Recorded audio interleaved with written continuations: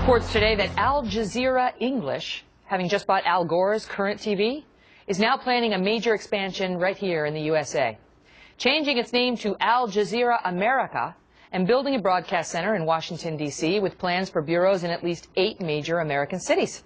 This is an offshoot of the same network that was accused of promoting terrorism after 9/11, airing videos of Osama bin Laden, among many other incidents. Joining me now, Lisa Daftari. She's a Mideast journalist and a Fox News contributor, and Guy Benson, who's a radio talk show host and political editor of townhall.com. So, Lisa, do you have any beef with this? Well, you know, this is what we expected. We knew they took over the platform. That's the only thing that they were lacking. They are, you know, and they're going to be able to push their way through because there's no other outlet that's providing foreign news. So the audience that is looking for this type of coverage is going to be watching. And they're expanding. You know, we're not in the same days that followed 9/11 where the New York Times came out only a month after the 9/11 attacks and criticized Al Jazeera and said, you know, why are you airing these videos and why are you promoting this terrorist agenda? Now it's actually considered Islamophobic if you're going to be criticizing Al Jazeera. So they're going to play upon that, and they're going to feed right into this where the left is completely going to support them and allow to have a voice. Well, starting with our former vice president, who's cleared the path for their meaningful entry into the U.S. market. Guy, they've been trying to gain a foothold here since 2006, and it's been an abysmal failure. I mean, they haven't been able to get the distribution. You got to get companies like Time Warner Cable and Comcast to carry you, and they have not succeeded in doing a very good job of that. The purchase of current TV helps a lot. We'll see whether they get carried as Al Jazeera America.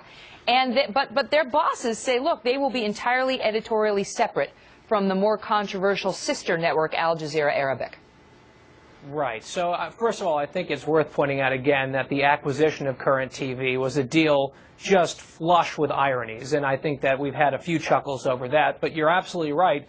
The practical implication is, Megyn, for the first time ever, tens of millions of Americans will have access to this new network, essentially, and will be perhaps judging its product afresh or anew. And so, look, I'm generally a fan of free speech, the free press, and free markets. So I'm not willing to jump down Al Jazeera America's throat just yet. I'm willing to reserve judgment and take a look at their programming. But I think they have a pretty high bar to clear with the American public if they're going to ever attain anything other than third-tier irrelevant status. I mean, the controversy with the sister network, Lisa, was and is significant. I mean, not just the airing of the bin Laden videos after 9/11, but they suggested that the Jews had been given a heads up in the World Trade Center prior to the bombing. I mean, it was crazy stuff that aired on the sister network, Al Jazeera Arabic. And it so much, I mean, from our State Department to the New York Times, we're criticizing Al Jazeera Arabic. So now comes the Al Jazeera English, now going to be Al Jazeera America. And it has not been without criticism either. I mean, there was a well-known Nightline correspondent that went to work for Al Jazeera English, and he quit, citing in part his belief that there's a real anti-American bias there, and yet they're about to infiltrate America.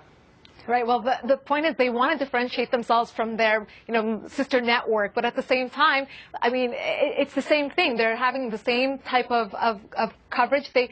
Apparently they're expanding to 8 cities. One of them being Detroit, Michigan. Detroit, Michigan is a large expat community of Muslim Americans where sleeper cells have been detected. You can Google this. You can find out all this information. So if you're trying to really set yourself apart, the Qatari petrodollars are still backing this network. You're still developing in an area where these sleeper cells were detected. I mean, they're going to have to do much more to prove to me that they're very different from the sister network. What kind of an appetite do you think there's going to be for this guy? Because one of the executives behind it says that he believes the enemy toward even the Al Jazeera Arabic has waned, and that they have a real shot at establishing a successful commercial foothold.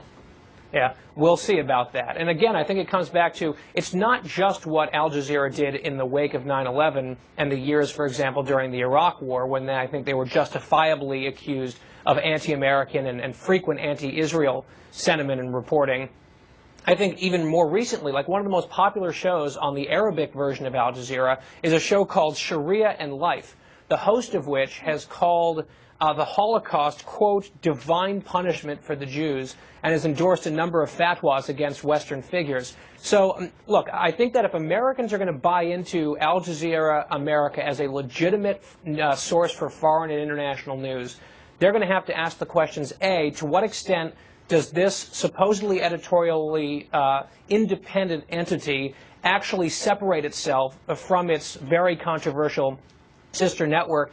And secondly, what influence will the bankrollers have? The bankrollers, of course, being the government of Qatar, which is an Arabic authoritarian monarchy, which, among other things, censors the internet in their country and jails journalists. I mean, these are legitimate questions that I think American consumers will have to ask. But it's a good question, because you can't